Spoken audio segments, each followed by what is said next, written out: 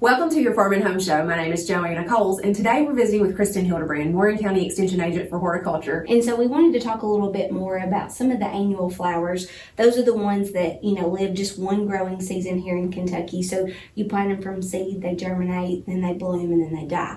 Now, some of those can be self-seeding. They like to put out a lot of seed and then come back the next year.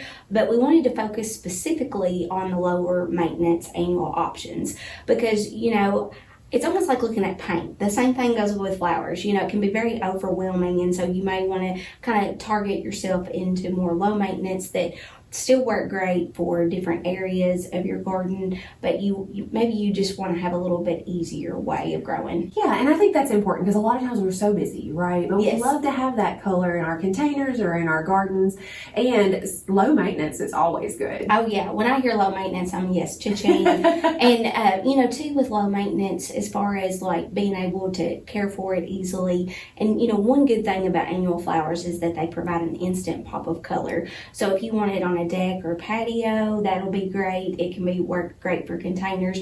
Also for your landscapes, there's some of those plants, annual flowers rather, that work really good for those garden and landscape areas. Yeah, and for somebody who might not say that they have a green thumb, these will be perfect options for them. Whenever you're looking at these annual flowers, Joanna, you want to break them down into sun versus shade. So take a look at, depending on where you're at, deck or patio, front yard, backyard, side yards. So the first one I wanted to mention for the sun requirements, this is at least 6 hours, if not 8 hours or more. Marigold is one of those that is really, really pretty. Some people not only like to have it for containers, but they also like to have it for their vegetable gardens too. And so with this one, it has very aromatic leaves. Really whenever you brush by them, you can really smell that smell from the leaves. And then as far as bloom color goes, it's very almost like really ruffly type blooms. You can have some that are single or some that are a little bit bigger and large, like a double size bloom.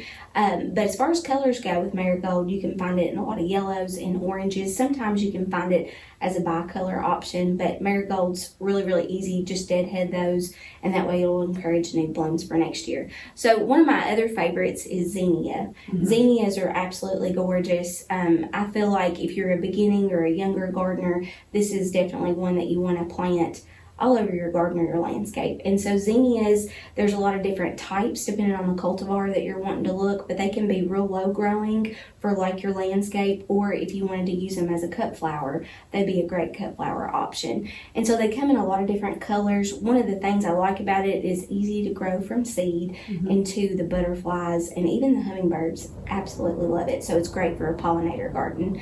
Another great one is petunias. I feel like a lot of wave petunias and other petunia cultivars and varieties, they work really well, especially with bright colors. So if you want to pair them with some other plants, in a container garden to make a great display, I think petunias can fit that bill. Just give it, good even moisture as it gets ready to be established, whether it be in your garden or a container.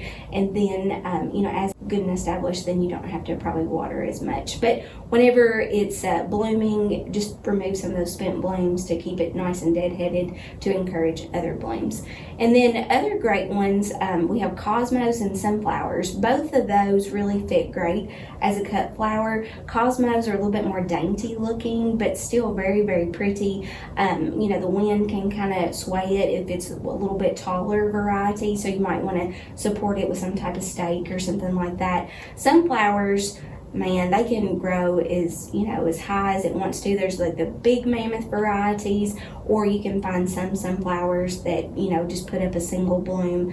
Others can do multiple blooms off of one plant. So kind of look at the variety with sunflowers, but generally you're talking about 90 to 100 days with sunflowers. So if you want to promote continuous bloom with it, just do a succession planting of it, but great variety with both of those.